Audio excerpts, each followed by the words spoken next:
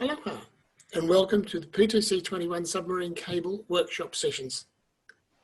My name is Paul McCann and today it's my pleasure to introduce the first of the Cable Workshop sessions. It's disappointing that we're not all together at beautiful Honolulu this year, but we promise that you won't be disappointed with the excellent quality and content of PTC'21's Cable Workshop.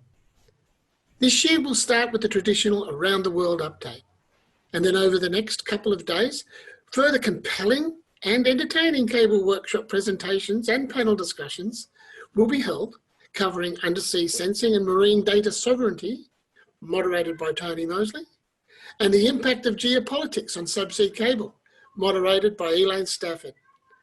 But that's not all. PTC also takes pleasure to present the workshop's second annual poster session, which was a big hit with its launch last year. You'll be able to see all of these in your schedules, and we look forward to seeing you at these sessions. So back to today's session. It is my pleasure to introduce my fellow board member, Sean Bergin. Sean is co-founder and president of APTelecom. He's based in Cambodia and is well known in the industry for building APTelecom into a globally recognized leader in telecom and fiber consulting. Sean has kindly agreed to moderate today's session, Around the World Update. Today, Sean has assembled an esteemed set of speakers who will take us around the globe in about 90 minutes, after which I feel sure we will all have an excellent insight into what's driving the cable business around the globe. Finally, before I hand over to Sean, I'd like to thank all the individuals who put in so much time to planning and participating in this important annual PTC event. I'd also like to thank SubOptic, our sponsor for the Cable Workshops this year.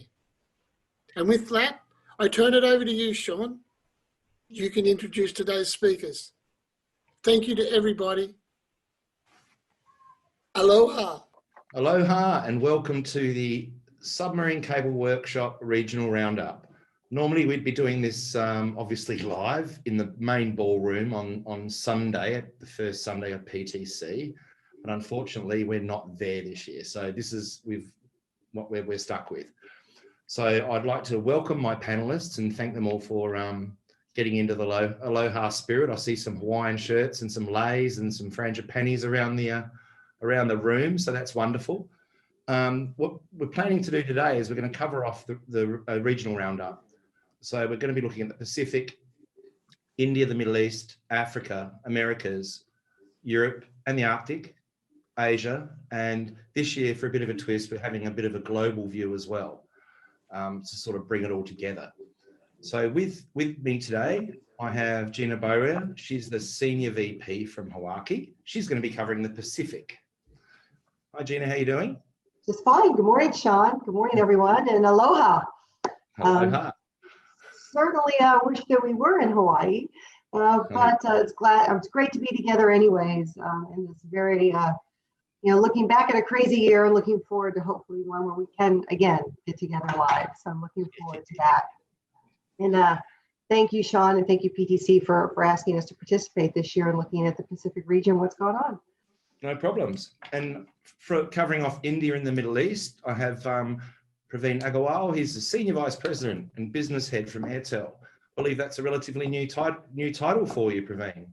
Congratulations. Yeah, thank you very much, Sean, and thank you very much for inviting. And good morning, good evening, good afternoon, everybody. So I think, yeah, it's a pleasure to be part of this panel and give you some heads up on what is happening on the India and Middle East side. So yeah, looking forward for this panel. No problem. And for Africa, we've got Mike Last. Mike's the Chief Marketing Officer and VP of Business Development at WIOC. How you doing, Mike? Very good, thanks very much. Yeah, a little bit chilly here compared with last year. Where are you? I'm in the UK. I'm in a little village in the eastern part of the UK. The temperature outside is 2 degrees at the moment. Fantastic. So it's definitely not Hawaiian, but yeah, very much looking forward to today's conversation and hi to everybody who's looking in. And we also have with us, we have covering the Americas, North and South. We have Naaz Bax. She's Head of Marketing at Seaborn Networks. How are you doing? I'm great, thanks. Aloha. Aloha to all my panelists and everyone who's dropped in. It's a real pleasure to be here with you guys. I'm not going to get into a battle of where it's colder with Mike. Here in the northeast of America, it's freezing, and it snowed yesterday. So I'm definitely missing Hawaii this year, but hoping to see you all again there in 2022. But very excited to be here and to discuss what's going on in our region and to hear what's going on in all the other regions.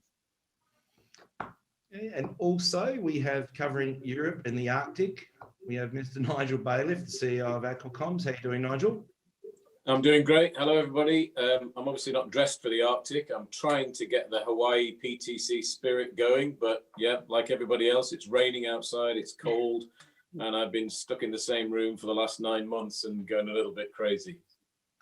Welcome to the club.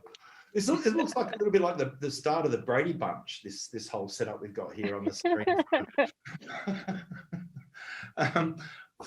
Covering off Asia, we have Kempai Fukuda. He's the Vice President Services Grand Design at NTT. How are you going, Kempai? Good, how are you? Thank you for having me here.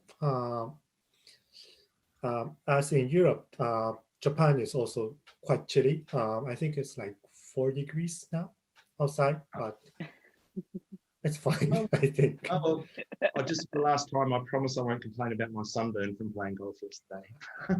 I'm looking forward to the discussion today. Thank you very much for having me here. That's okay.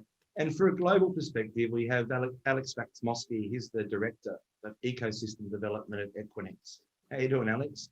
Hello, aloha everybody, and happy to be here. It is warm and sunny, 40 in Ashburn, but anyway, I am happy to be with everybody today and looking forward to a stimulating conversation. 40, that's not Celsius, right? No. Warm and sunny, it's 40. Come on. Okay, let's get this show on the road. So we're gonna start with the regional roundup, and let's start in the region for which this conference was formed and founded. Let's start in the Pacific. So Gina, be interesting to get your take on things and what's happening in the Pacific. We've seen a lot of activity over the last few years, of a lot more islands getting connected that hadn't previously been connected, and a lot more capacity delivered than was ever available before. So are there any challenge, and they're really small islands, right? A lot of these have very small populations. So what are the challenges specific to the Pacific region, which other parts of the world just don't face? Oh, I guess that's a great starting point. So yes, I mean, the Pacific and working with PTC over the years has been, we spent a lot of time doing that. And, from our perspective, it's fantastic first that we are seeing development in the Pacific. It took a lot of years to really get development going. So if we look at it historically, you've got the Pacific kind of, I would say anchored, right, with Australia and with New Zealand, but then we have all these little islands in between. And it really has been, many, many years, 17 plus before we saw a lot of new cable development, 15 plus, I guess. Hawaiki started that back in 1998 when we launched, and we've seen a lot of new cable growth over the last few years. You had a really static market, very high cost market. And the islands, were basically using, I think, microwave for a lot of their activity and super high cost connections. I see Kempai nodding because he sees that as well. It's so hard to reach all these islands. I think when Hawaiki announced and we started developing and building, we really did see a lot of the islands try and figure out how can we connect to these new cables that are coming into play in the market space. So as we launched, we brought American Samoa on. We've seen the Manitoba cable go in this year. So we're starting to see a lot of the smaller islands get connectivity out to the world. And when they get that connectivity, it's just amazing to see what happens and what changes for them. And what we're seeing now is kind of joining those cables and more branches being announced. So I think Palau announced a branch. I'm sure Kempai will talk about that. So we're starting to see more of these communities being able to access the cables. But it really comes down to funding and where their funding sources are coming from, which is why we were excited, about the Palau announcement over this last week. Countries are coming together and looking at funding them so they can get the connectivity they need. From our perspective, American Samoa, when we brought the cable in, it was a 400 times uplift and what they had access to. In the last year, they've consumed over 100 times what they've consumed previously. So when you give these island nations something that they can use, then they really can start changing the infrastructure on their island for medicine, for health, for education. And it's really very satisfying to be a part of that, in the Pacific. Not only to serve Australia and New Zealand, which is very, very important and certainly required and needed new cable infrastructure. So we were glad to be the challenger in that market and get it out there. Thrilled not only to have seen what happened over the last, since we started this build process in 2015 and got it live in 2018, but we've also seen, new cables coming in from Perth and Singapore going out to Asia. We've seen new trans-Tasman cables. So we're seeing new cables throughout the region, which really are now giving it a lot of the robust and resiliency that it needs and requires. So what's the role of government? I think in that region specific, it's really challenging to say specific to the Pacific. Don't want to say it 5 times fast, but it really is specific to the Pacific that there is a lot of need for government support to get these cables away. Would that be a fair comment? Yeah, I mean, it's not like you've got private investors that are coming in and saying that I'd like to invest in French Polynesia or I'd like to invest in Niue, right? These are very, very, very small places with very, very small populations. So you're having to rely upon, the World Bank and others to really come in and supply some of that investing. And we're also starting to see governments come in and start to back those cable access points. It can't be done alone. I mean, even a small branching unit, you're looking at probably, $30 million plus to access any of these cables. So it does require that. And quite frankly, that requires time. So none of that happens quickly. We're talking, our cable's been live since 2018 and developed for, 4 years before that. And we're still seeing island nations that have branching units that they have available access to that still can't get their funding in place because it needs to go through, so much review to make that happen. And then typically now, it's not just one, it's multiple countries coming to the aid of these nations so they can get that connectivity. What we want to make sure doesn't happen is that the digital divide increases. We want to keep that smaller, shrink that and make sure that they have what they need to stay up with the economy. And clearly 2020 was a great example of that. If you didn't have the connectivity you needed, you just weren't connected because you weren't leaving, you weren't leaving your island to go, someplace. You were there, you've been there. So telemedicine, telemedicine in that context is like almost life and death stuff at the moment for a lot of those islands. And like you said, they can't fly out. Yeah. They can't fly, Philippines, wherever they'd normally go. It's amazing. And I imagine too, just getting back to the governmental funding. I mean, a lot of these telcos on these islands. I mean, the cost of a branching unit would be almost like a X times annual revenue for these phone companies. It's big investment for them to make, right? Yeah, it's huge. Again, it's I speak a little bit more about American Samoa just because it was one that we were very, very involved in. But they don't have this funding. They have to get a portion of it usually locally, and that usually comes from who the local telco operator is on the island. And then they really have to go and get funding. In American Samoa's case, they worked with the Universal Service Fund folks, and they worked with the Rural Services Funds so they could get that funding they needed through the U.S. government. We've seen now, 3 nations come together for the Palau branch that was just announced. So people are stepping up because they know that if this isn't viewed as critical infrastructure for our future, then these island nations won't have the connections they need to succeed and to stay part of the global economy. And it's so important that they do. There's so much to bring to the table. Gina, I just wanted to jump in because a lot of what Gina's saying resonates with me in terms of the Caribbean. We see the same thing in terms of that connectivity and just needing to work together in order to get these things done. And it's almost like everyone else is moving ahead and they need the funding, they need the infrastructure, but it's how to get it in place with all these different small islands that need connectivity. And again, as Gina said, like in this year, we've seen where that need has grown dramatically, and for all the reasons, telemedicine, online, retail, education has been huge, having that access point, where we all suddenly couldn't leave where we were, and we're seeing where those needs are, and we need those governments, we need banks, we need all of this investment for infrastructure. And it just resonates, the exact same things happening in the Americas as is happening in the Pacific, and I'm guessing more places than we realize, because there is this gap, and we need to find a way to fill that gap. That's a good point. Yeah, so Gina, what's next by way of major projects in the region, in the Pacific? Is there anything in the pipeline? Well, I think there's a few. Obviously we've seen a lot. So, for our sized region, you've got, roughly 35 million people, connected in Oceania. We've seen a lot of new cable projects over the last 3 years. We've of course got the big one with Submarine Cross Next coming in under construction. I think late this year, early 2022 is what we're expecting for Next to come in.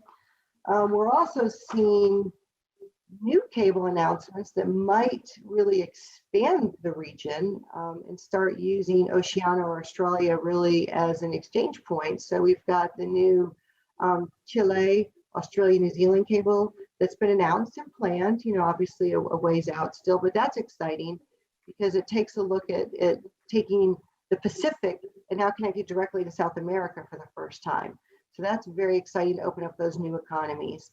And then we're seeing a lot of interchange within our environment. You've got Australia now being able to interconnect multiple cables. You've got Guam interconnecting multiple cables.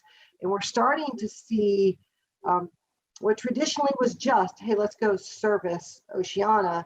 We're now seeing, hey, this is a great alternative path for us to do Asia to the US.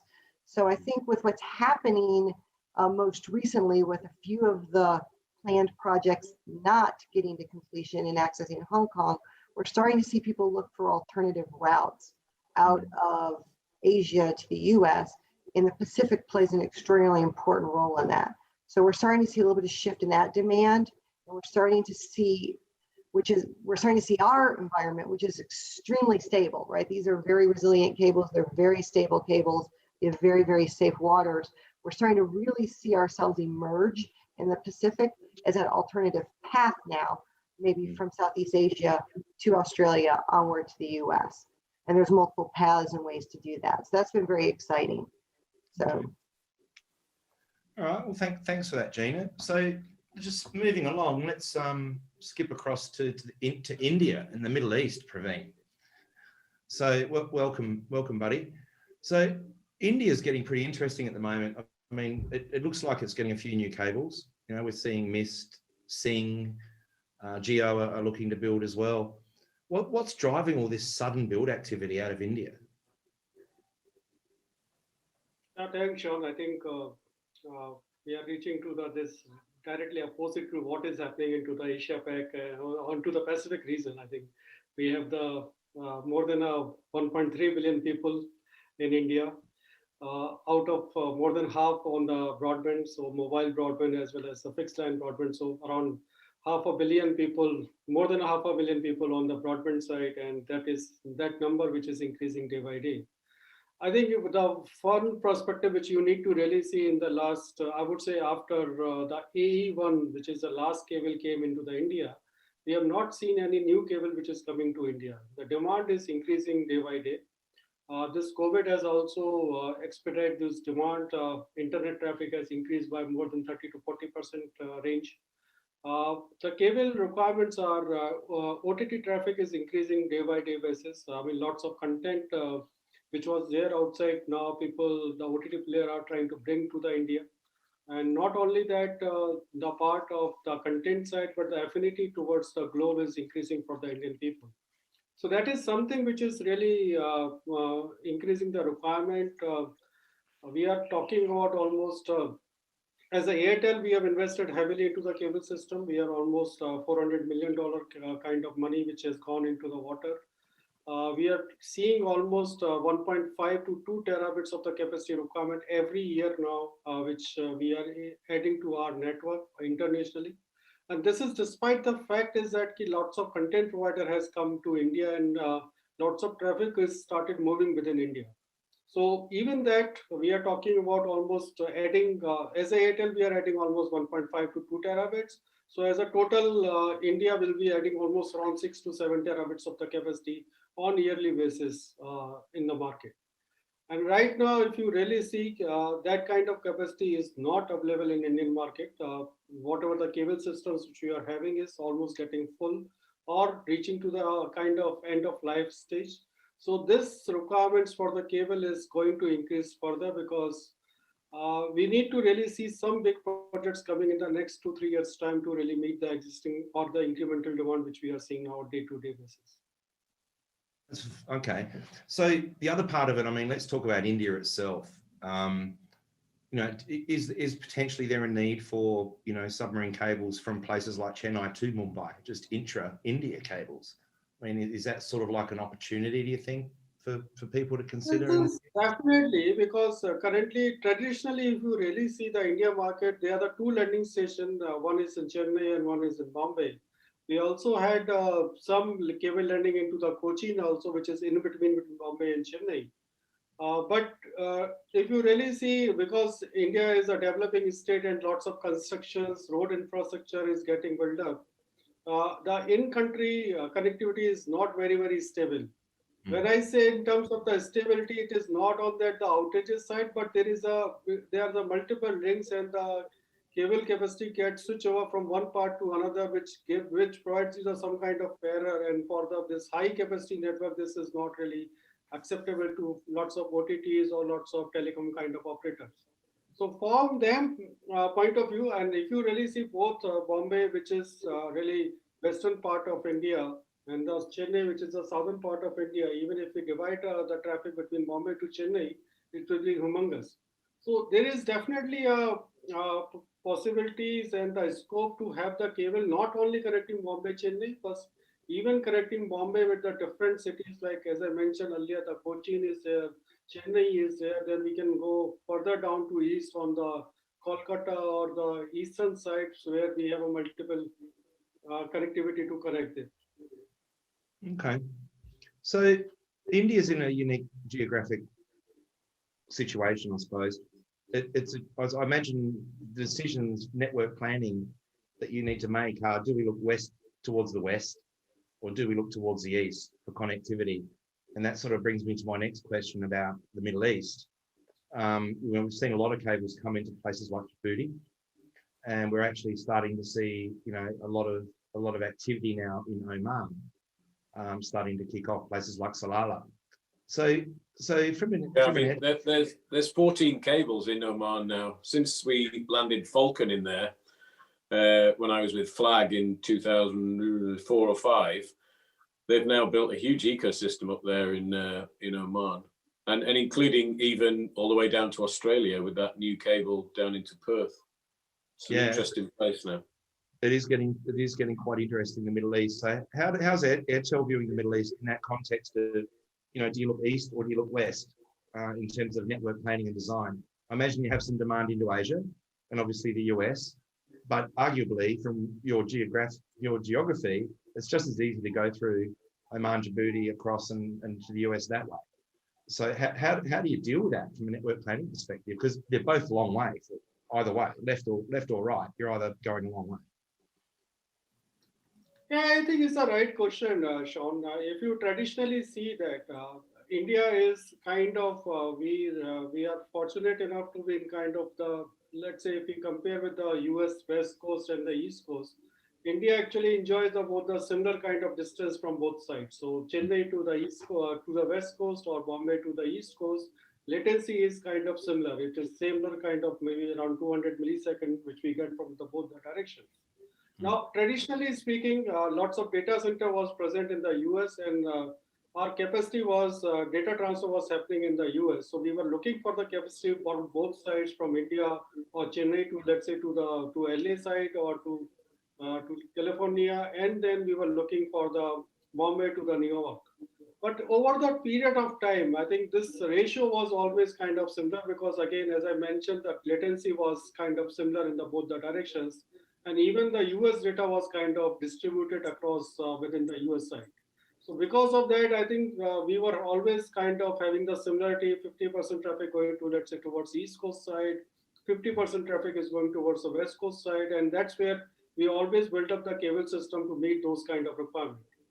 This also actually helps us to get some kind of redundancy. If the one path is disconnected, then we can actually divert the traffic onto the other path, because we all know the issues of the Egypt single point of failure. And we, around 5 years back, we faced the major issues, especially when all the cables started going down simultaneously. So that kind of issues we were able to cater, because most of the traffic was going to the US, and we were able to divert the traffic from one direction towards another directions, and that was helping us. Over the period of time, this US data has either come to the Asia Pac, whether it is Singapore, Hong Kong, or I would say Japan, or other side it has come to the Europe side. So Europe is mostly the Marseille, UK, Equinix, UK side, or maybe even if we go to the Netherlands and other places, so Amsterdam. So all those places, the US side traffic, the data has actually come to the Europe side. So now in the new scenario, we are not looking to go directly towards the US side, but we are looking to terminate the traffic either to the Asia, which is Singapore or Hong Kong, or the other side we are looking to terminate the traffic in Europe side, which is either the Marseille or maybe Milan or Amsterdam. Now, the Middle East actually plays a very important role when we talk about the 50% traffic which is going towards Europe. So when we talk about the 50% traffic, we are again talking about 3 to 4 terabits incremental traffic every year. Now, that kind of traffic, when it is going from India to Europe, obviously it is passing through the Middle East. We are connecting well through the Middle East directions. As I think we were hearing about this, Oman getting Equinix data center and creating the second center of the replacing the Europe for India. But that is really, I really don't see that is happening, because as we really see that most of the OTT and the major content provider are moving to India, we don't need to really go towards the Oman side, but we can directly connect to the Europe side. And that is where if you really see, currently all the new cables which are announced, they are all directly going towards the Europe through Middle East per se, but they are not catering to the India Middle East requirement. They're mostly catering to the India to Europe requirement, and then the Middle East to Europe kind of requirement. But India to Middle East is a very less kind of traffic. Even let's say Oman is getting developed for the Equinix. It will take hell lot of time, and by that point of time, I think most of the major OTT player will be in India, and I really don't think that kind of ecosystem will prevail where we require the dependency on the Middle East will be there, at least for the India traffic. But again, from the importance point of view, I think Middle East play a very important role, and is passing, all the cables are passing through the Middle East. So that definitely provides us the opportunity to some of the Middle East countries also. Again, India, Middle East has lots of affinity, because populations wise, lots of migrant people are working in the Middle East region. So they are definitely looking to the access to the Indian traffic, Indian kind of content, and that definitely help us to build cable which can go through the Middle East and can be accessed by the Middle East people also. That's very interesting, actually, when you mentioned Europe, you mentioned Marseille, and you also mentioned Milan. Milan's not something a lot of people talk about, but I'm actually be keen to get Nigel's view on that in a minute, Nigel, because I think Milan's starting to kick off as well, a lot more than it had in the past. So, Praveen, just to wrap up on India, Middle East. So, realistically, what you're saying is the OTTs are serving up the content for you closer to home. You don't really need to get to the US so much these days. Yes. And I imagine there's also a large component of local content, given the skill set in India, and in fact, a lot of this stuff gets made there anyway. So I imagine the requirement for IP transit relative to the capacity that you turn up, probably doesn't grow at the same rate. I think right now that is a scenario which we are really envisaging, because if you really see that, and that's where this OTT focus is also to build a cable for India so that they can bring the content towards India, versus the people, the telecom operators of India are going out and getting the content from outside. So that is what it is happening. But still, if you really see, I mean, within the country ratio, I would say within 80% of the traffic is moving within India. Or this was previously, let's say, around 40%. Now that is reaching to 75 to 80%. We are expecting that this traffic will again go towards the 90% level by maybe next couple of years, the way we will see that some new cables are coming out.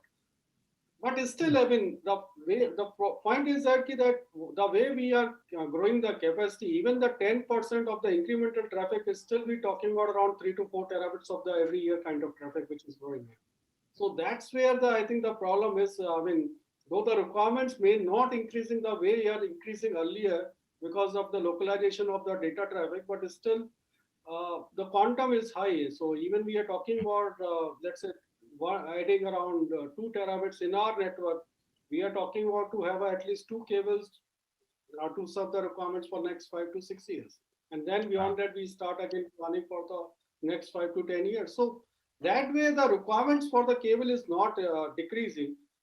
Definitely, it will slow down once we'll have these new cables, all the new cables which are being getting announced. Once we have that operational, definitely after that we can see some dip in the demand. But again, my view is still that it is looking very, very promising from the demand perspective at this point of time. Fantastic. Thanks for the wrap up. There's some interesting points in there. I'll skip over to Africa for a while now. That's while we might as well keep going in that direction around the world. So Mike, a lot of activity in Africa as well, just like India. I mean, we've seen some massive cable projects announced in terms of the length and the value of them. So I imagine there's going to be some massive impacts on Africa with To Africa and builds like To Africa and Equiana. So what's your take on what's happening at the moment there? It's pretty exciting times, I imagine, for you in particular. Yeah, I think it's been very interesting. If you look back 10 years to when the 10, 11 years when the new cables were launched on the east coast of Africa, at that time, there was a sense that there was too much capacity going into Africa, and why were you ever going to need 2 huge cables on the east coast? We were selling E1s at that time, and it was hard for people to envisage that they'd ever need more than a couple of meg of capacity. So if you now project forward 10 years to where we are now, there haven't been any significant subsea infrastructure builds serving the length of the seaboards of Africa. There have been some more recent sort of fill-in builds, if you like, covering particular segments. But it's probably 8 to 10 years since there was a cable built the length of the African coastline. And during that time, demand has changed amazingly. We used to sell E1s, we're now selling 100 gig circuits at a time. That's a massive change. We're still not at the level of other parts of the world in Africa. But the reality is there's no reason why we shouldn't be. It's interesting listening to Praveen about characterizing India, because a lot of the characteristics of India are very similar for Africa. It's a huge population, 1.3 billion people. There's a massive growth in uptake of both mobile and fixed broadband. There's investment going in to upgrade mobile networks. There's investment going in particular cities and countries of fiber to the home, fiber to the business, and it's all driving demand. So yeah, 10 years ago, people couldn't see the need for a 10 terabit system. We're now looking at To Africa, which on some parts of the system is going to be 180 terabits. But the reality is that demand has changed. When we look at impact, what's going to happen? Most of the existing cables are private cables. There are 1 or 2 consortium cables serving sub-Saharan Africa, but a lot of them are privately owned. And one of the features of the new cables, the Equiano cable and the 2 Africa cable, is that wherever possible, they're going to be open access. In a large number of cases, they're also going to be building new landing stations. So what does open access mean? It means there's no sort of artificial restrictions on access to the capacity. It means it opens up access to capacity on the system to any operator who wants to take advantage of it. Clearly that's a good thing. The new landing stations and the new subsea cable routes mean there's going to be much greater diversity than there is in Africa at the moment. And in reality, what does that mean? That means greater reliability. And as you can bring greater reliability in, the African markets become even more attractive for some of the global players. For a lot of global organizations, they want to be able to provide the same service level anywhere in the world. And that's been very difficult in Africa. I think the arrival of the new cables bringing more diversity, more reliability is going to have a significant impact. You're going to see more people online. You're going to see a faster, richer online internet experience, both for consumers and businesses. And it will increase something that we've been seeing over the last couple of years, which is the arrival of the cloud operators and content providers in Africa. I think that's been well documented. Organizations like Facebook, like Amazon, like Netflix, Google, Huawei Cloud are all setting up in Africa and moving their content to Africa. And with them typically comes a whole ecosystem of other organizations, other application providers and content providers. And I think we're at the start of that migration happening. Do you think, I mean, obviously you've got the traditional, let's call them centers or key pops in Africa. You've got places like Nigeria, Djibouti, South Africa, Angola, Nigeria, pretty much. Do you think that that's going to help these new cables, particularly to Africa? Do you think it's going to help change the dynamics a little bit? I do, because they're going to bring in more landings in more countries. So I think, you've picked the main locations. There's also Kenya, as a key hub. And I think, what you're seeing is that the majority of international organizations tend to start in South Africa as probably the most mature market, most easy market for them to operate in. Then Kenya, Nigeria, are the next markets that tend to get penetrated. That's the next points of presence that they set up as hubs in West Africa and East Africa. Then obviously, the challenge for a lot of these organizations is getting their content as fast as possible and as reliably as possible to their consumers. So, there are then opportunities with sufficient subsea capacity that's sufficiently reliable and sufficiently cost effective to take their services out to, Ghana and Cote d'Ivoire in West Africa, to Tanzania, Uganda, and so on in East Africa. So, I can certainly see that starting to happen increasingly. And we're already starting to see it. What you do need with that is data centers. And again, I think, if you've been tracking what's been happening in Africa over the last couple of years, you will have seen that there's a huge amount of investment currently that's going into both expanding existing data centers and setting up new data center facilities in new countries. So one of the other things that's sort of nothing to do with sorry, Sean, just wanted to add something. What Mike is saying is, I think what I've seen, and because we are quite active in Africa because of our mobile operation into the 14 countries, what we have really seen is that it is really reaching to the stage where India may be around 2 years back. Now, most of the countries are launching or in the process of launching the 4G services. And that's where I think the traffic will start growing further. And as Mike mentioned, there are lots of investment is coupled with the 4G side is going into the data center. So again, the same story which is getting written here in the Africa, that I think 4G investment is there for broadband subscribers are increasing, as well as now once the data centers are coming up, lots of content will reach to the Africa. I think the one typical aspect of the Africa is very well spread out. Each country is having their own specific issues. So once we have the cables which has the open systems and open access, I think that will definitely grow it further. Well, open access means a lot of different things to a lot of different people, particularly on these sort of cables. We've seen disastrous open access arrangements in Asia in the past. Open access doesn't mean open access in all cases.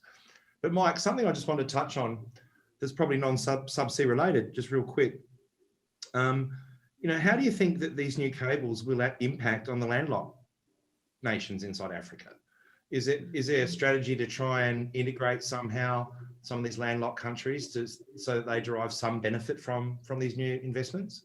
I think if you look back historically, that's the way that things have happened.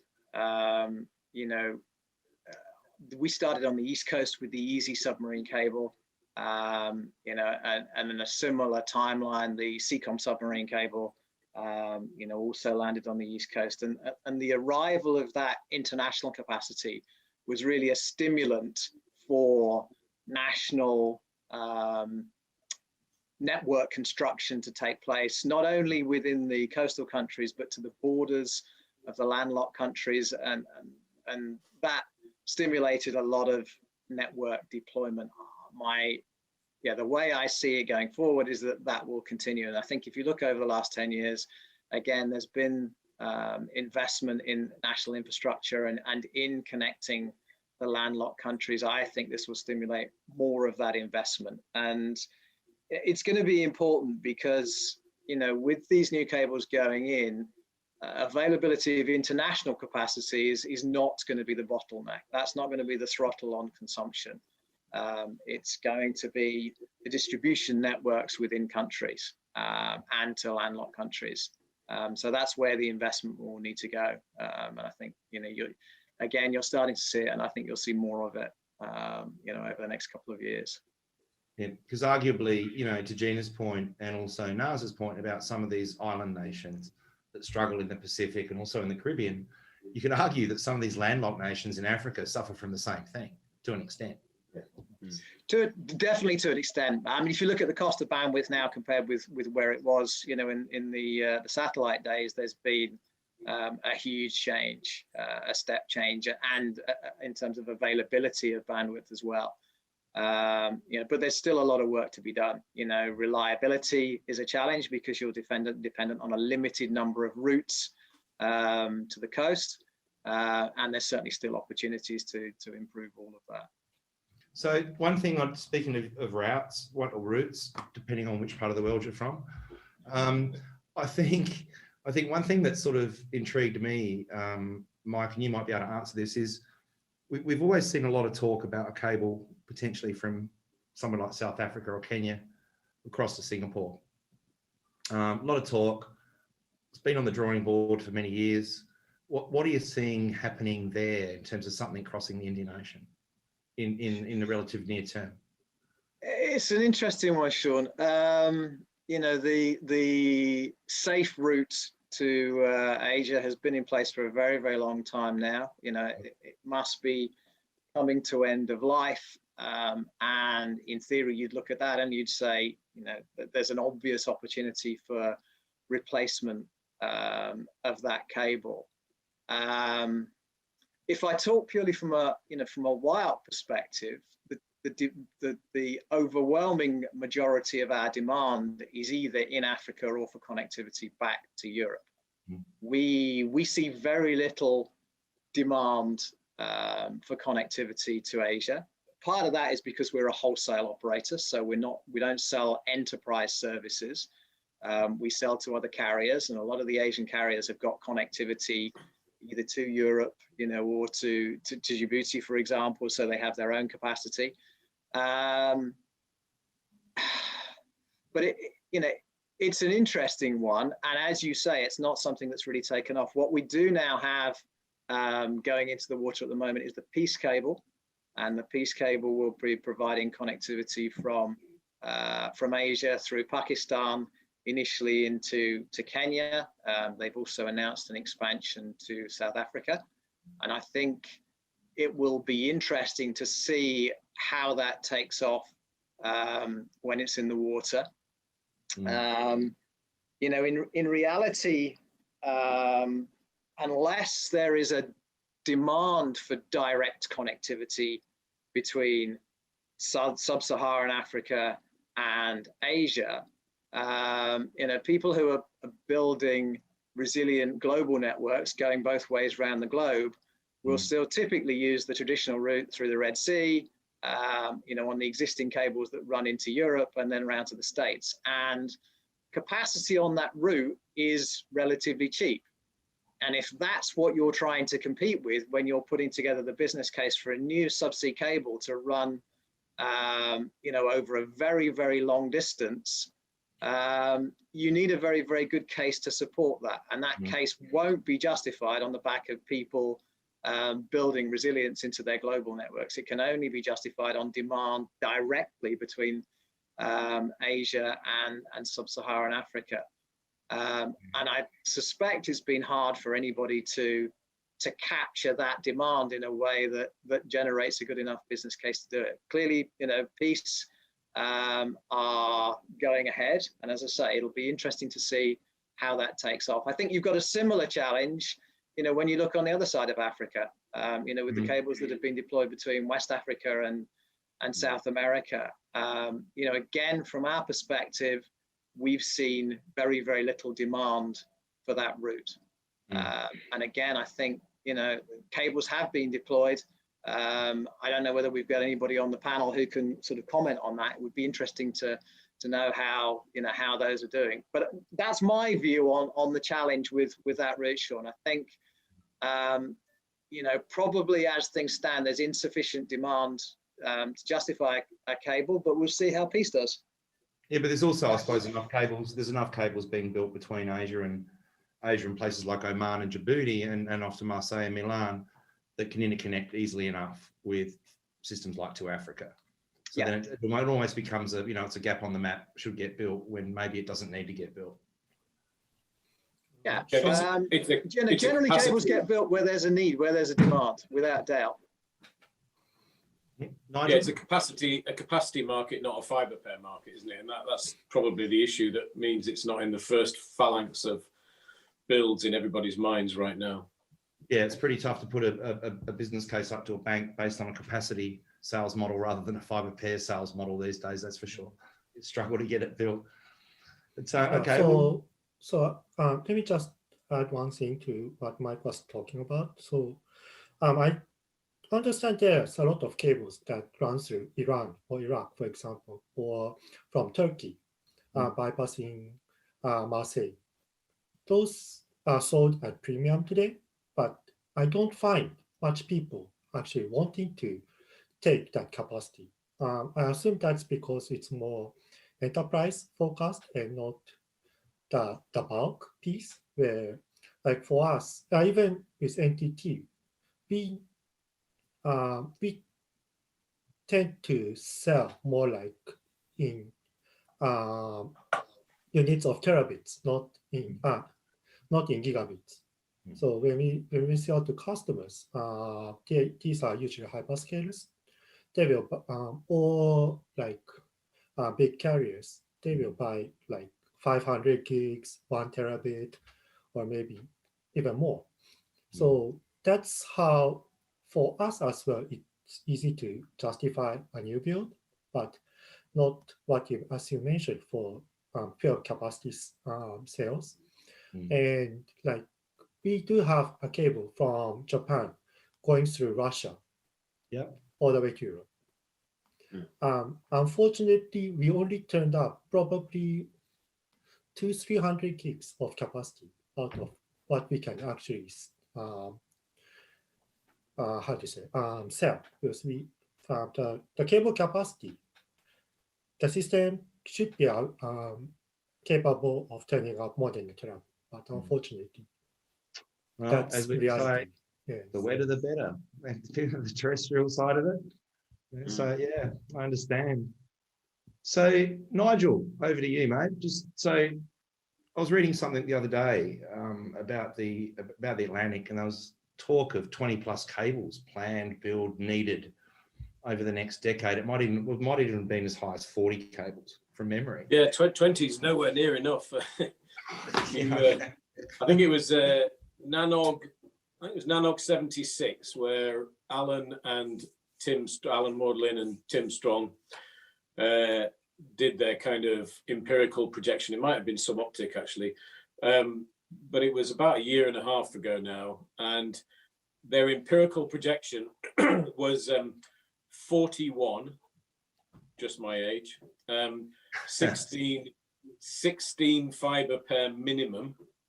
There were expectations of 24 fiber pair, in fact, but 16 fiber pair minimum across the Atlantic within the 15-year period from when they predicted. So we're kind of I think we're almost 3 years into that, and we've had, I think, 5, maybe 4, depending on how you count them. And obviously none of them 16 fiber pair yet. The first 16 fiber pair one is probably, a good year off still. So we're sitting behind what their prediction was. And one of the reasons is almost every region that, you've talked through so far, some of its traffic, not all of it, and a decreasing amount of it, but some of it, and in past a lot of it, needed to get to the US. And the way it did that was it went to Europe and then went across the Atlantic systems. And, that's from the Middle East, that's from Africa, that's from, Eastern Europe. And in fact, the terrestrial routes that bring traffic from all parts of Asia and also from Japan, obviously, across onto things like the TTK system that runs across, alongside the Russian oil pipelines. And in fact, which is being overbuilt, the Telecom guys have announced a new iteration of that called TANS, which is due to be built in the next few years. So all of this is pushing all that traffic towards Europe, and it doesn't all want to go and sip red wine in Paris or drink warm beer in London. It wants to get across into the next door to where Alex is sitting and get into Ashburn and get into New York and get into Chicago. So there's always going to be that aggregation effect that the Atlantic is going to pick up big lumps of traffic that don't generate either side but need to get across. And I think that's one big driver. But what I don't get is, at APTelecom, we obviously sell capacity and do pre-sales on new system builds. What's a sustainable business model given the price points of capacity across the Atlantic? I mean, you sit down and you look at the average price of 100 gig wave across the Atlantic, even as an IRU, and you think, how the hell can I do the math to justify a new build based on the current price points? Well, again, it's back to exactly what Fukuda-san was saying and what Mike was saying. This is not a capacity justification. It's a fiber pair justification. There are structural reasons why some people want fiber pairs, and there are obviously capacity reasons. If you take the big guys that we all deal with, the big, in that top 5 group of OTTs, they don't just want a fiber pair, they want many fiber pairs, because actually for them, network is just an enabler. It's something which they have to have for all of their applications and AI engines and movement of data to work. It's not the reason they exist. For carriers like us, it's the reason we exist. We build systems, we operate systems for other people, we run sophisticated stuff over the top to allow carriers to buy things quickly. They don't exist for that reason. They exist to connect the billions of users that they have around the world with directly back to data sources, so they can hub all of this AI information and calculate what's the next best thing to send you an advert? Obviously, for me, it was, you know, pink flamingo t-shirts. But that dynamic data acquisition on their behalf means they need many more than 10 times more than a carrier across all of these oceanic distances. So you look at the Atlantic and think it's a skinny business case. It is a relatively tight business case, but that's why you have to be very efficient and you have to be very focused on that very thing, which is running transport across an ocean. You can't sort of do it as an add-on to what you do as a normal daily job. And this is where we're seeing carriers move away from system ownership and even fiber pair ownership and getting this infrastructure as a service layer across the, many of which are represented here on this panel, across the globe to efficiently operate subsea systems alongside big private users. But this isn't any different to what it's been all the 30 odd years of my career. The really, really big users go into this and an investment decision and a build decision, and they work alongside parties who will help them monetize, you know, the extra or the remainder. Now, it used to be that we built a system and we used, I don't know, 80% of it for capacity. We sold 20% of it to these burgeoning OTTs that were coming along a decade ago. Now that's just flipped around the other way around, so that we have, you know, 80% of the capacity used on a system is most likely one or two of the biggest private network users. They've done some great things in our industry, particularly on the Atlantic. The Atlantic used to be concentrated into a little narrow corridor in Cornwall. You know, a good couple of good strikes would have taken the whole lot out if you'd really wanted to do that. But right now, it's completely diversified and running from the eastern seaboard of Halifax all the way down through Boston, all the way down to Miami. You've got hundreds of kilometers between massive hubs of internet, you know, subsea capacity. On the European side, you've got the same thing. Norway, Denmark. We've just landed AC2. We've got it live into Denmark just before Christmas. You've got Ireland. You've got the UK, France, Spain, Portugal. So we've really managed to spread out. And that's done a good thing for the industry. It's created this mesh of capability. But we do need more than actually the one thing nobody's mentioned yet on this panel than the supply side can manage to deliver. Now, that's an interesting point to be in, because most of the people in this industry have been around, you know, 10 years, 20 years. Unless you've been around 30 years, you don't remember a time when there wasn't enough on the Atlantic. There's always been enough on the Atlantic because we built masses of it in 1999 because of something called the internet that nobody knew what it was. And we all had to have eyeballs and we all had to have all these wonderful things. We all did business cases that were complete rubbish, you know, that 7 different people were going to get 50% of the market share overnight. And, you know, all of that's all good history and it's good to remember. But what it's done is it's moved us away from thinking, oh, we're never going to run out. And most people assume you're never going to run out on the Atlantic. But you've got the first things happening to start the process of rejuvenation on the Atlantic. Tap 14 turned off on the 15th of December. Okay, they just turned it off. Why? Not because it's not technically capable to operate for another 5, 10, 15 years, probably, technically. Its design life was at least another 5 years longer. The reason is its economic life. And economically, it's not able to sustain itself in that pricing. As you say, the declination curve, the cost of supply, the fact that it had technology that needed a little bit more handcrafting equipment to make it deliver. It couldn't actually deliver 100 gigs, but to make it deliver 10s and 40 gigs. So now you've got an era of renewal.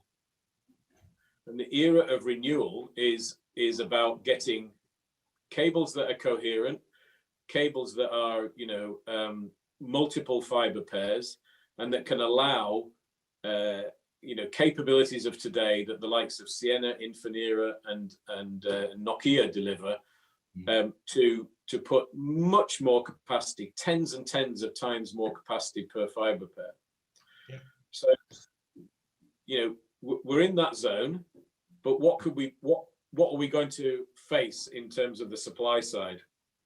the supply side can probably build 100,000 kilometers a year across the globe. Yeah.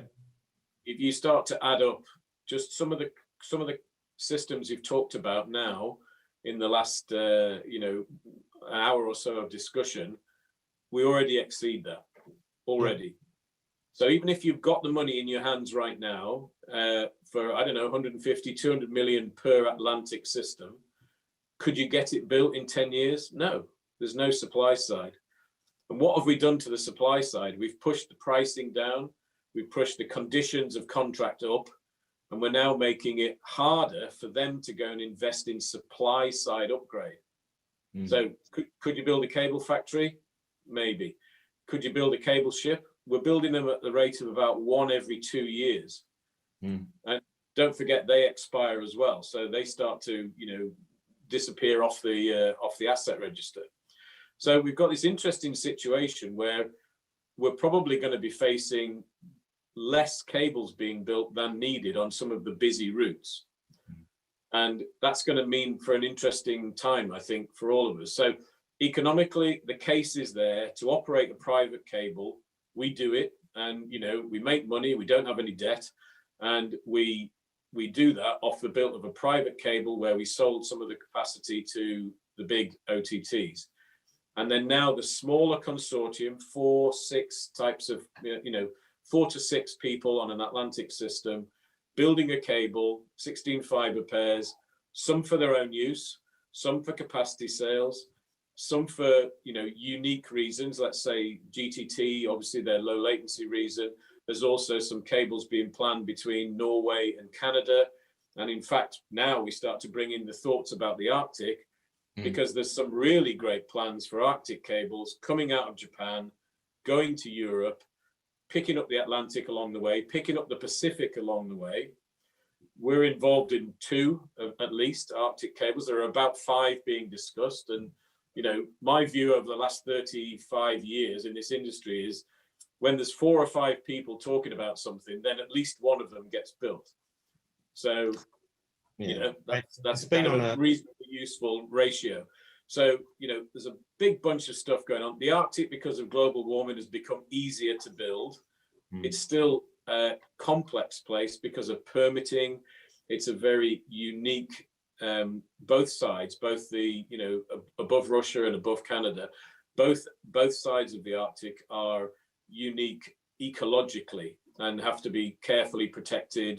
We all know Exxon Valdez and all these different things created a series of permitting regimes that mean you have to go cautiously around doing new things in those environments, and we should do.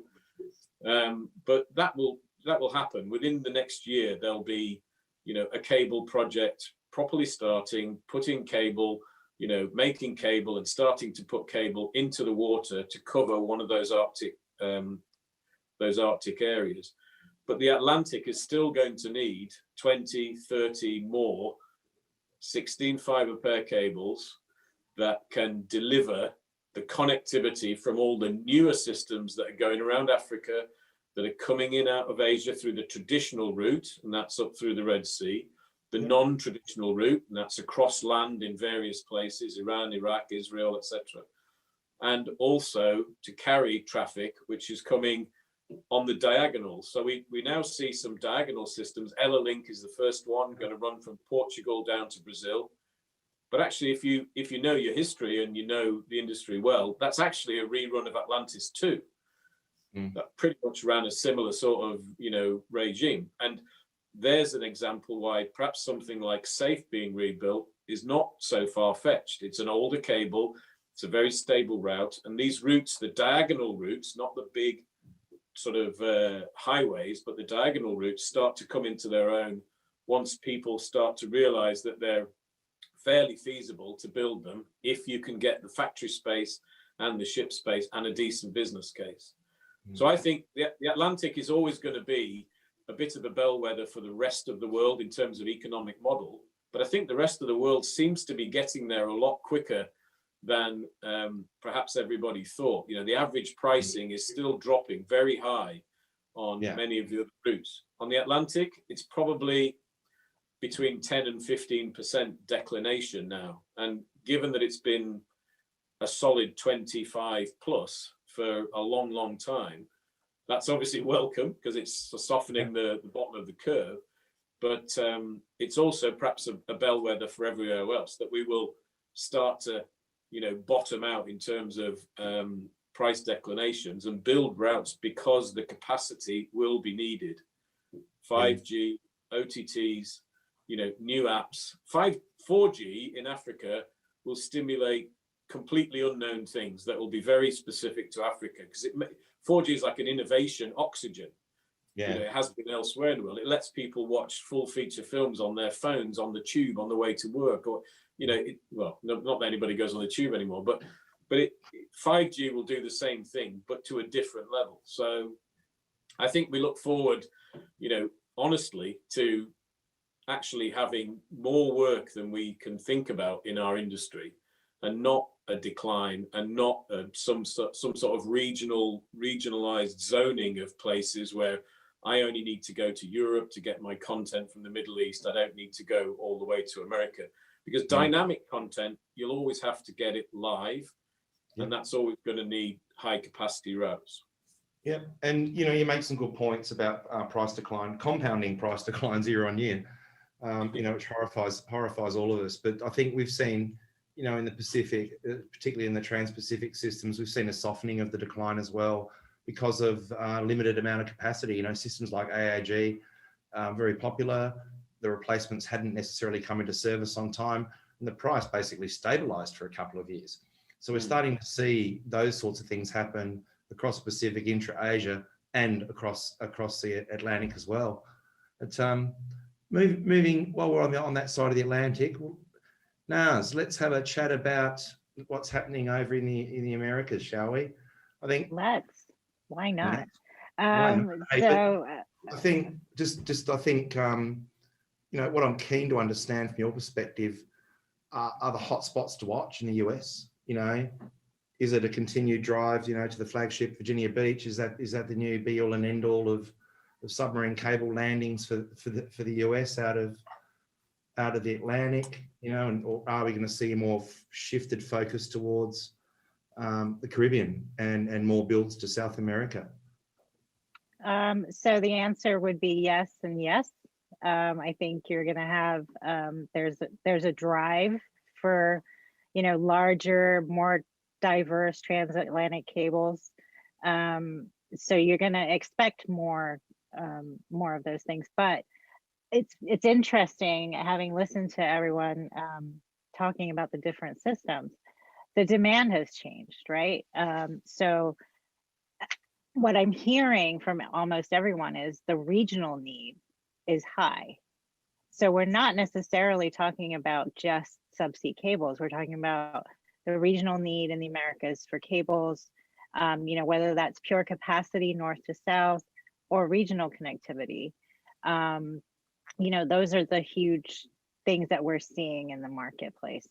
Those are the things that are up and coming. That regional connectivity, by necessity, as I said earlier, in the last few months has been highlighted. This is really something we need. And then when we look at Central America and the Caribbean, they're well overdue in terms of international connectivity. So these are things that we're seeing as up and coming. And that's something I heard, Mike say about, demand has changed.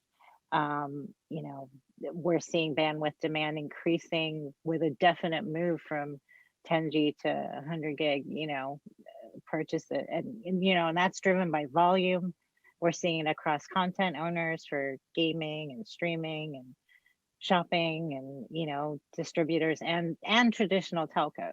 So, that focus is now shifting. So, yeah. Okay. Well, Brazil's an interesting market. I think, we've seen Seaborn come in, we've seen, Monet come in. Yeah. So what do you think the near-term future holds for the South American market specifically? Forget the Caribbean for a moment. Just in that South American market, you've got the Gina mentioned the build from Chile out to Asia. What do you see happening in that market? I mean, is there a need for more connectivity between, say, Argentina and Brazil? Where does it all? How does it all come together down there? Well, there's lots of new builds over the past few years, obviously, you know, Seaborn, 1A, and really addressing that connectivity between north and south in the region, you know, major hubs. There's going to be replacing aging systems, and, you know, we're expected to see further additions to some of the major routes, but that's driven largely by the hyperscalers. You know, that as Nigel said, a lot of it is their demand and their driving force behind it. And at the same time, like I keep saying, you know, keep going back to, there's an awful lot of activity in that region in terms of intra-region connectivity. So we're going to see, I think, a lot more movement on that front, whether that's extensions of the newer cable systems that are in the water or regional systems connecting, you know, all the other dots, so to speak, because those are the things that are, as I keep saying, that's what's really been highlighted as needs. You know, yes, Argentina, huge, you know, Argentina to Brazil, as Gina said, you know, Chile, all of these new things that we're seeing, but that all needs to work in intra-region too, right? All of those systems have to work together. And so it's great for us to put a cable in the water, but, you know, people in the region need more connectivity that works for them. You know, when we talk about open access, that's huge. You know, it's fine to have the capability, but if you can't access it, it means nothing. And that's something we're hearing a lot. You know, all of these different areas are all active in that regional focus and looking for better ways to serve their communities. That's what we're looking at. And that's really important. And I think, again, just so many of these things have been highlighted, right, in this last 9 months. You know, we got to see firsthand with demand being huge for connectivity, you know, the need for meetings like this, you know, Teams, online, whatever platform you're using, saw a necessary increase in local and regional capabilities, you know, especially, you know, in the IX world. And of course, you know, when GTA 5 was released for free download, we suddenly saw bandwidth just, you know, usage increase, because you can't be on Zoom meetings all the time, right? No. But you see, I mean, it's things like that where you realize, okay, yes, these are where the needs are. But, you know, it's driven, whether that's smaller systems or branches that we're building in the subsea world, or, you know, as we're seeing more focus on the metro and terrestrial domestic networks, as is a necessity. Okay. All right. Well, it's an interesting place. I mean, even you know, everyone thinks South America, they think Sao Paulo when you're talking about capacity, but I think, you know, even places like Fortaleza now are starting to kick on as well. So the market's growing, it's becoming more mature, and it's certainly a market to watch, in my opinion. That's for sure. Absolutely. There's a lot going on, and we're excited, you know, by all the things that are there. But it's interesting, you know, especially when we bring together a panel like this, to hear how similar our regions are. You know, we're not so different. All of us have, it sounds like, you know, a lot of the same issues, a lot of the same concerns, and a lot of the same trends. And, you know, that's interesting to me to hear them all wrapped up in this one place. And thanks, Nigel, for making me feel old, because, you know, I remember some of those cables going in the water that are now being aged out. So thanks for that. Yeah. I echo that comment as well. So for Kurdistan, let's talk about Asia. Now, I think what I find interesting to tee it up is we talk about all these builds that are planned or in process of being built across the Pacific from the US.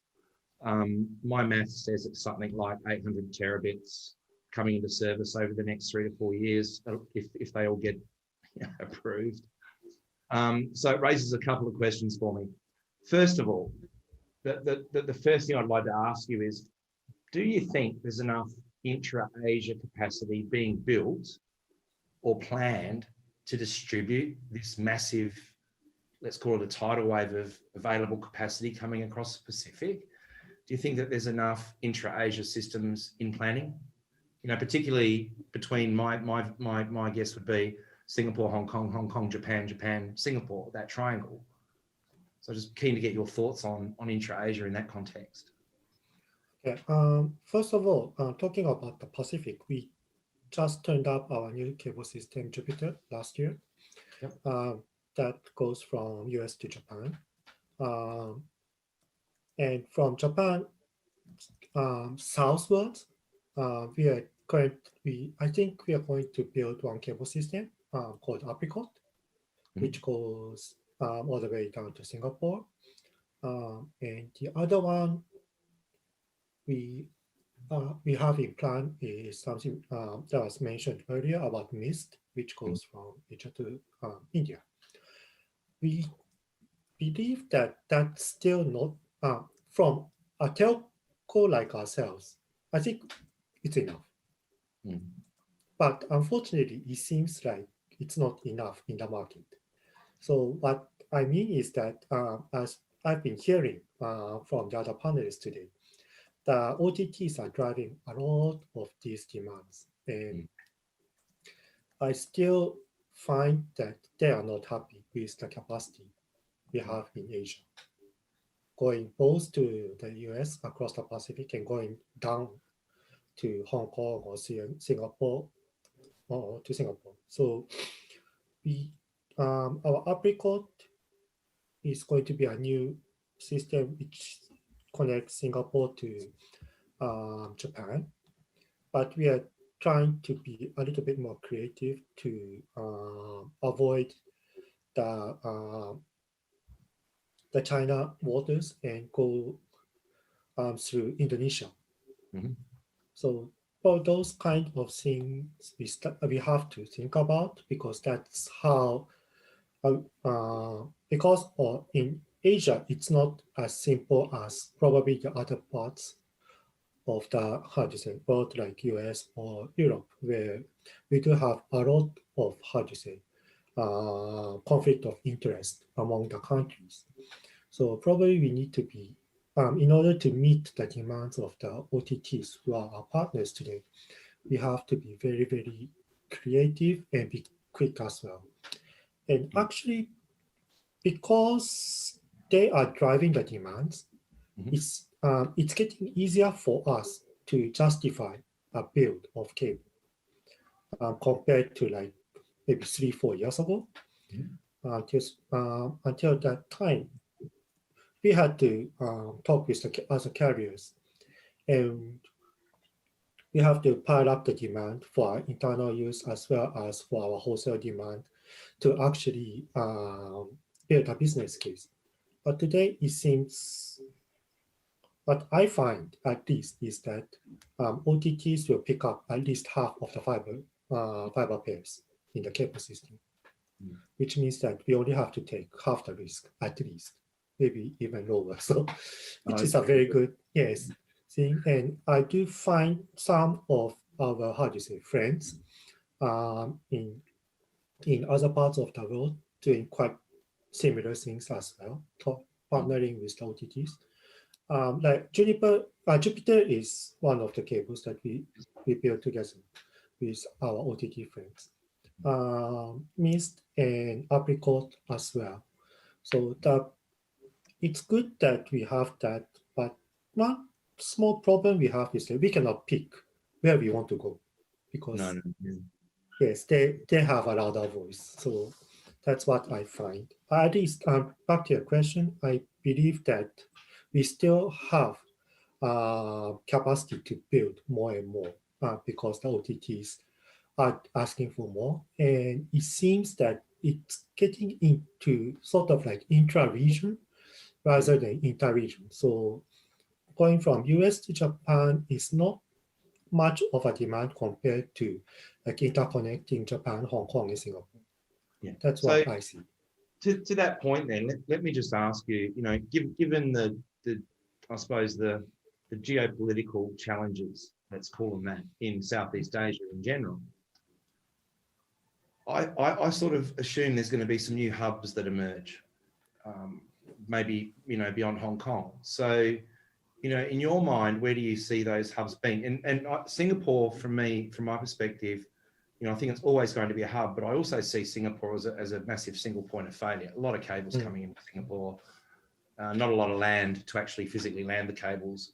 So beyond Hong Kong, beyond Singapore, where do you see the next set of hubs emerging in Southeast Asia?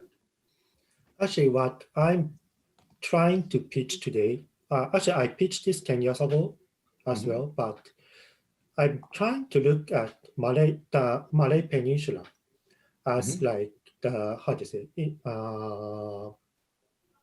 something like the US continent or the European continent.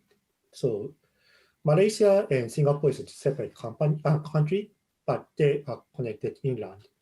And they are surrounded by water as well. So if we can connect both inland, if we can create the inland capacity as well as the subsea capacity along the either coast of Singapore and around the coast of the Malay Peninsula, that can be something very, very interesting as a disaster recovery site as well. And for my missed cable, we do have a landing in Malaysia as well. And that's sort of designed in this spirit where if Singapore goes down, we can make sure that we can utilize mist from Malaysia to go to India, and hopefully from India, moving on west to Europe.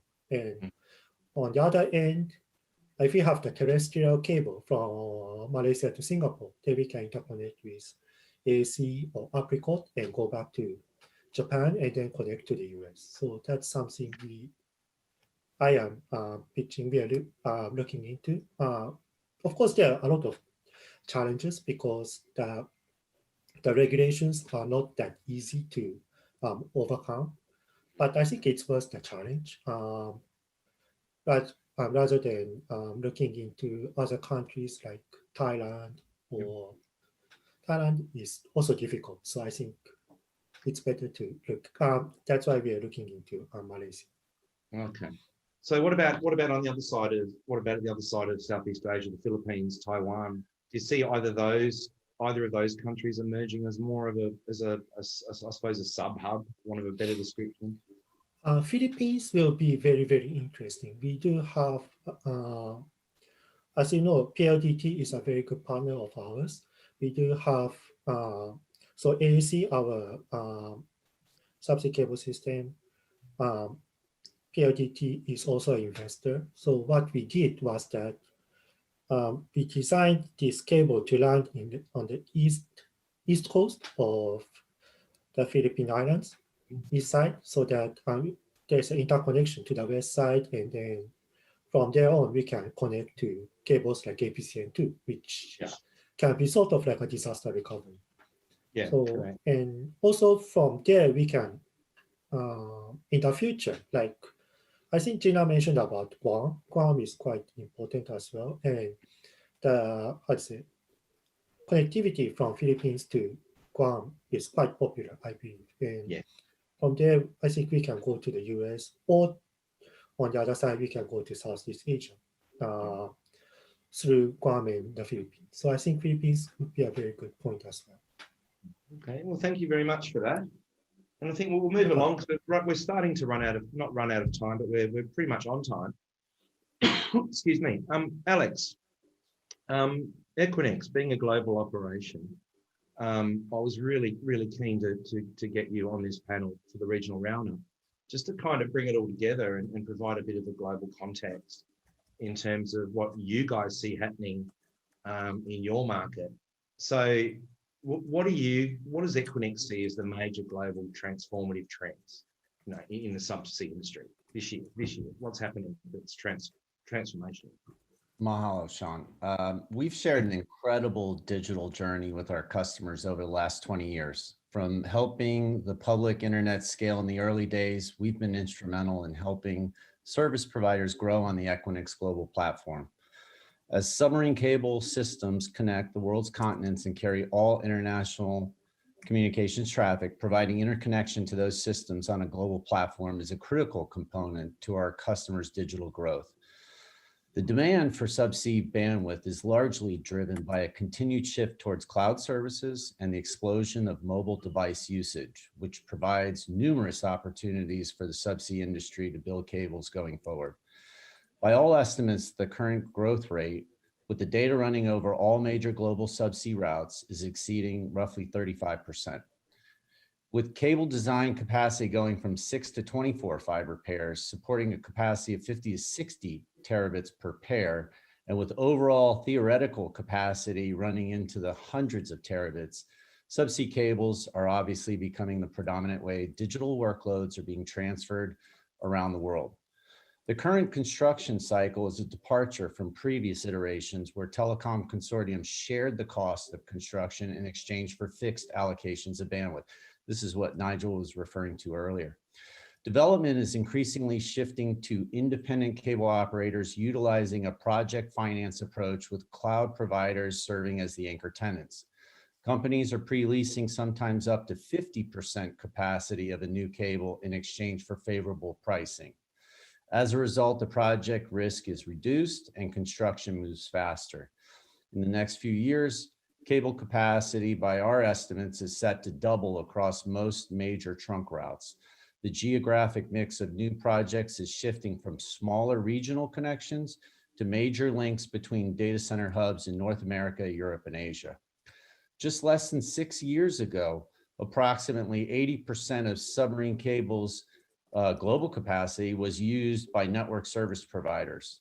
Since then, capacity has been devoted to major cloud service providers, and that has grown substantially. The OTTs have begun significant investment in cables since roughly 2015, and these companies now either lease or own more than 65% of the current undersea cable capacity. During this 5-year span, global bandwidth has also doubled twice. And while content and search applications have been driving data consumption for years, new cable construction is increasingly driven by the need for improved latency and bandwidth to support new cloud availability zones. Through direct cross connects or virtual connections, enterprises now can access cloud on-ramps in data centers in more places around the world. This should drive more enterprise workloads for off-premises as IT infrastructure moves closer to newly available cloud on-ramps in co-location environments. Today, the next generation design of cable landings is evolving to take advantage of economics and technology. To gain access to multiple terrestrial networks, service providers with diverse routes to major markets, to cable owners and operators prefer their capacity to be terminated on land at a carrier neutral location. These carrier neutral facilities also enable customers to obviously co-locate their CLS equipment, their access space, their power, and cross connects. We feel that magnet tenants such as subsea cables are core to Equinix's interconnection strategy. To date, we've won roughly 40 subsea cable projects. This represents a sizable lead versus competitors given our global reach and portfolio of highly interconnected data centers. And with interconnection density serving as the primary consideration for these new subsea cable landings, we feel Equinix is well positioned to extend this lead going forward. The data center industry will benefit from secular tailwinds due to cloud adoption, as we talked about, enterprise outsourcing, and edge computing. Digital infrastructure should be seen as a critical utility in the same way as roads, energy, water are normally viewed, provisioned, and measured.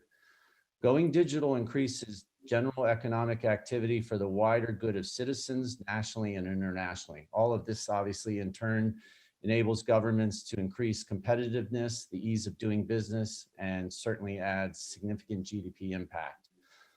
Our most exciting contribution to the subsea industry is the implementation of a new cable architecture on platform Equinix that provides a disruptive operating model while taking advantage of the benefits associated with the open cable model.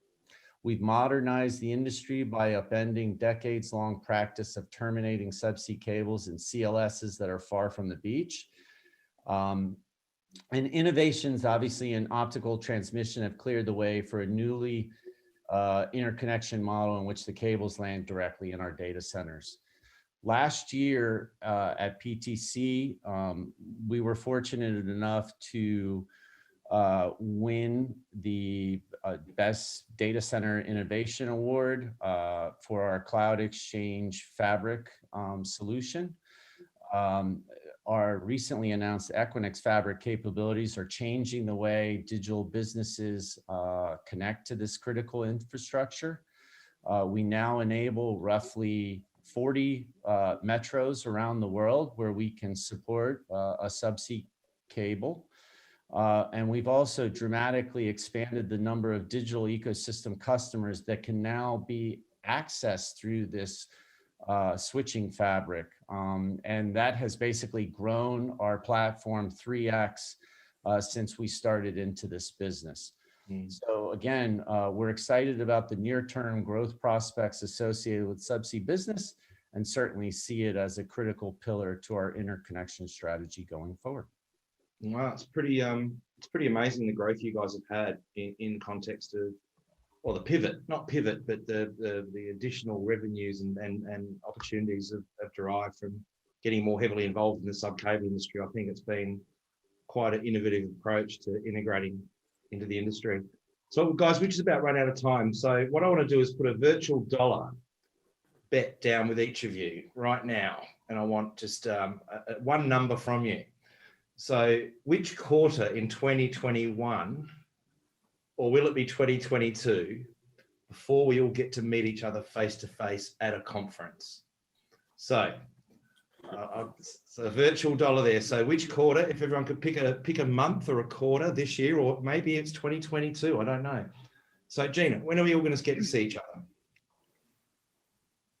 Less coming together, I think hopefully I'm betting in the June, July timeframe. I think before it all comes together, it's going to be 2022. All right, Praveen? We're looking forward to it. When are we going? When are we all going to get to go to a conference, Praveen? I will go with the Gina. I think June, July timeframe of this year. I think hopefully we should be in that situation here. All right, Mike, what about you? I'm going September. I'm a little bit less optimistic. But then we're right at the hub of coronavirus here in the UK. Okay. Nigel? All of us here are global, then I agree Q1 22, but something prior to that, a little bit more regional. Naaz? I'm gonna have to agree with my learned colleagues here. So I'm looking at regionally, probably Q4 2021, but globally Q1 2022. Fukuda-san, when are we going to get to see you? I don't want to be too pessimistic, but probably next year at PTC is probably the earliest. Well, I hope you all love Zoom, because we're going to be doing a hell of a lot more of it over the next 12 months. So look, thank you all very much for your insights today. I think it's been a great discussion, and I've learned a lot today. So thank you all very much for your time, and hope to see you sooner than PTC 22. Thank you all.